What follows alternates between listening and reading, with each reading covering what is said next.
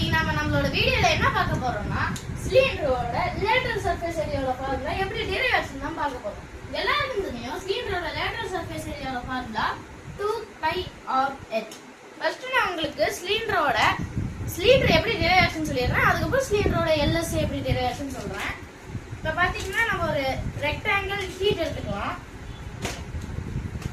இந்த ஷீட்டை ஃபோல்ட் பண்ண இது ஜஸ்ட் சிலிண்டர் மாதிரி மாறி இருக்குங்க. இதுக்கப்புறம் நம்ம என்ன பண்ணணும்னா இப்போ வந்து அதோட LS எப்படி டெரிவேஷன் சொல்றேன். இந்த ரெக்டாங்கிள மடிக்கும் போது தான் நம்மளுக்கு சிலிண்டர் டெரிவேஷன் சொல்றேன்.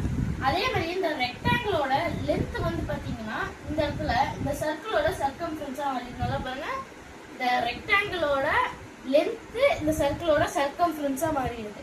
அதனால இந்த இடத்துல 2πr மென்ஷன் பண்ணியிருக்காங்க. அதுக்கப்புறமேலே இந்த இடத்துல இந்த பிரெத் இருக்குங்க. இந்த பிரெத் அதாவது ரெக்டாங்கிளோட பிரெத் வந்து இதோட ஹைட்டா மாறிடுது.